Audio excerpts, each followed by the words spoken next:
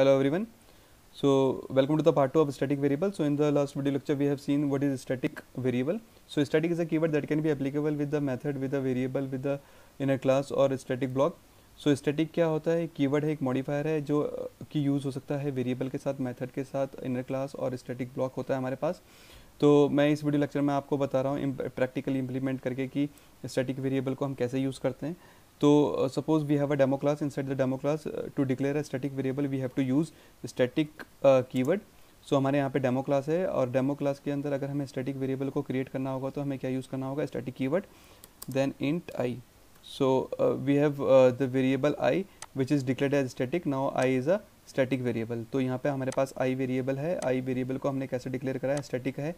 तो ये हमारे पास क्या है? एक स्टैटिक वेरिएबल है और a class variable. It is also known as a class variable. It is also known as static variable, is also known as a class variable. So this is a comment, it will not execute it. So now to static variable is also known as a class variable. So to access the static variable we don't need to instantiate the demo class.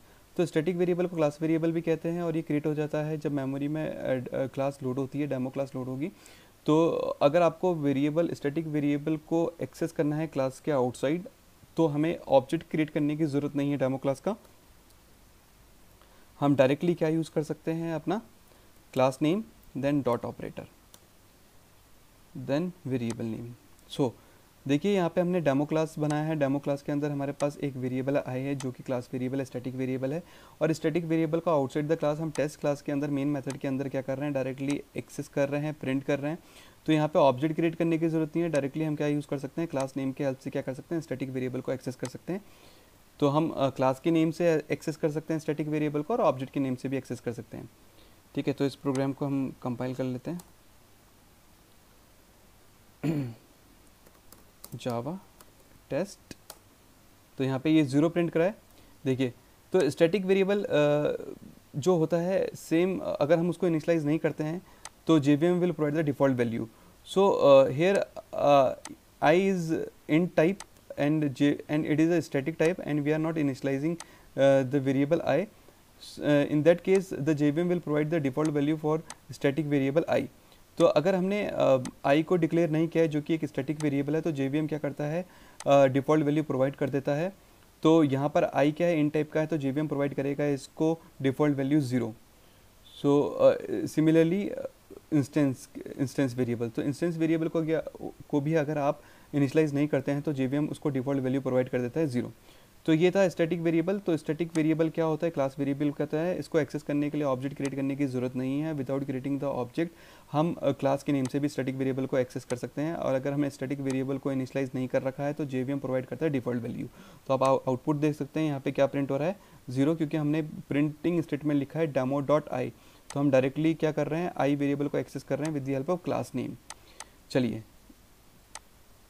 इसको मैं delete कर देता हूँ.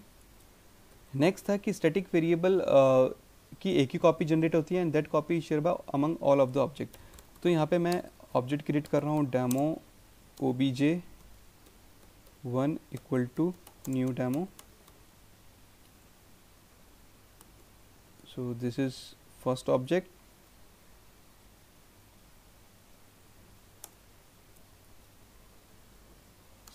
Second object, third object. तो यहाँ पे हमने 3 object create कर दिए हैं.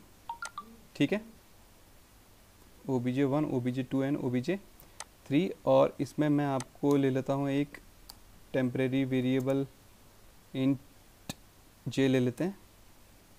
ठीक है, तो चलिए मैं इसको काउंट कर देता हूँ. ठीक है, तो ये हमारे पास स्टैटिक वेरिएबल काउंट है और यहाँ पे हमारे पास वेरिएबल है आई. तो आई क्या हमारा इंस्टेंस वेरिएबल है और हमारे पास काउंट क्या है? एक स्टैटिक वेरिएबल है, क्लास वेरिएबल है. तो हमने इसको इनिशियलाइज नहीं कर रखा है तो काउंट की वैल्यू क्या हो जाएगी? काउंट की वैल्यू हमारे पास JVM प्रोवाइड करेगा 0. तो मैं इसकी काउंट की डिफ़ॉल्ट वैल्यू दे देता हूँ सपोज 10. ना obj1 के लिए भी काउंट की वैल्यू 10 है, obj2 के लिए भी काउंट की वैल्यू 10 है, obj3 के लिए भी काउंट की वैल्यू 10 है. चलिए आगे देखते हैं. तो जो हमारे पास स्टैटिक वेरिएबल होता है उसकी एक ही कॉपी जनरेट होती है and that copy share by all of the object, जबकि इंस्टेंस वेरिएबल क्या होता है, इसकी मल्टीपल कॉपी जनरेट होती है और हर ऑब्जेक्ट के पास अपनी कॉपी होती है। चलिए देखते हैं ओबीजे सपोज, ठीक है, तो मैं यहाँ पे OBJ 1 dot I equal to 10 equal to 1 ले लेते हैं, obj 2 dot I equal to 2, obj 3 dot I equal to 3। तो यहाँ पे हमारे पास तीन ऑब्जेक्ट हैं, obj 1 के i की वैल्यू 1 है, obj 2 के i की वैल्यू 2 है, obj 3 के i की वैल्यू क्या है 3, और यहाँ पे हमारे पास काउंट क्या है 10 ही है। चलिए इसमें डेमो क्लास के अंदर एक मेथड और ले लेते हैं, void show, और इसके अंदर मैं आपका एक प्रिंटिंग स्टेटमेंट, दो प्रिंटिंग स्टेटमेंट डाल देते हैं, ठीक है। system dot out dot print L N, system dot out dot print L N, और यहाँ पे हमने दे दिया इसमें value of i which is and the second statement value of count, और इसकी वैल्यू क्या कर देते हैं काउंट। तो यहाँ पे हम काउंट देखिए क्लास के मेंबर फंक्शन क्लास के मेंबर्स को डायरेक्टली एक्सेस कर सकते हैं। तो यहाँ पे हम डायरेक्टली आई और काउंट की वैल्यू प्रिंट कर रहे हैं, तो काउंट हमारा स्टैटिक वेरिएबल है, आई हमारा क्या इंस्टेंस वेरिएबल है। चलिए तो अब हम देखते हैं obj1 dot show,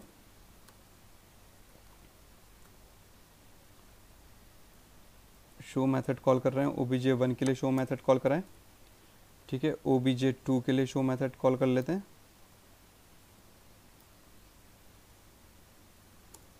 and obj3 के लिए हमने क्या करा है शो मेथड क्या कर दिया है कॉल कर दिया है।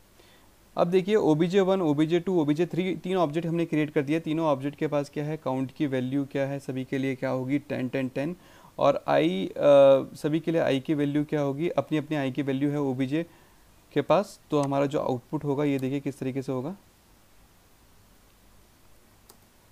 तो value of I is 1, value of count is 10।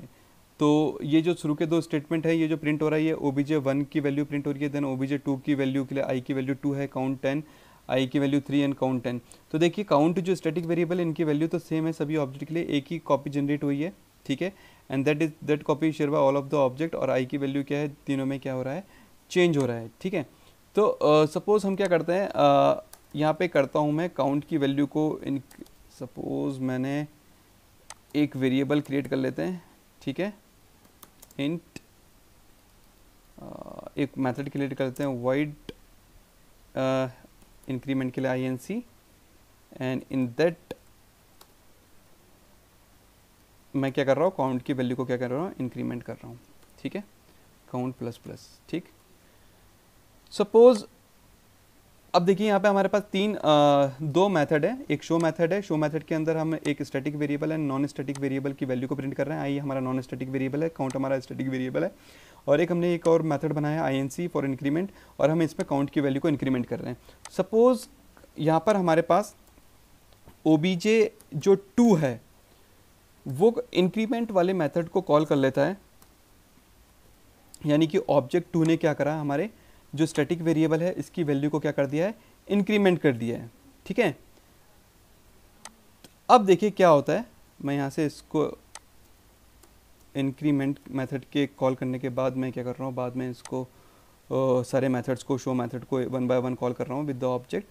तो देखिए अब हमने क्या करा है obj2 ने क्या करा है obj1 2 और 3 के पास आई की सबके पास अपने इंस्टेंस वेरिएबल है, और सबके इंस्टेंस वेरिएबल का नेम आई है, और सभी के पास क्या है अपने इंस्टेंस डिफरेंट टाइप की वैल्यू है आई के पास। obj1 के आई की वैल्यू 1 है, obj2 के आई की वैल्यू 2 है, obj3 के आई की वैल्यू क्या है 3। और इसके बाद हमने क्या करा obj2 जो सेकंड ऑब्जेक्ट है इसने इंक्रीमेंट मेथड को कॉल करा और काउंट की वैल्यू को क्या कर दिया है, इंक्रीमेंट कर दिया। तो काउंट की इनिशियल वैल्यू क्या थी 10, अब क्या काउंट की वैल्यू क्या हो गई है हमारी 11। ठीक है, अब देखते हैं कि obj1 डॉट शो में काउंट की वैल्यू 10 होती है या 11। चलिए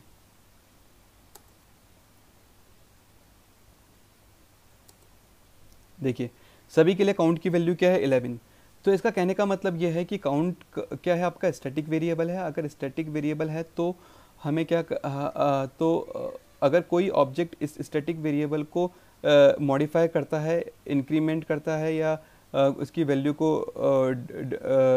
सब्ट्रैक्ट करता है, डिक्रीज करता है, तो वो जो मॉडिफाइड अपडेटेड वैल्यू होगी वही शेयर होगी सभी ऑब्जेक्ट के साथ। ठीक है, तो स्टैटिक वेरिएबल की भी वैल्यू को चेंज कर सकते हैं।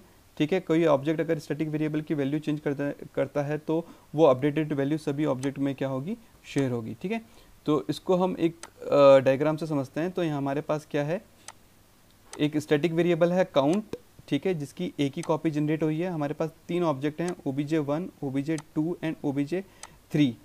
obj1 के आई की वैल्यू 2 है, obj2 के आई की वैल्यू 3 है, obj3 के आई की वैल्यू 4 है।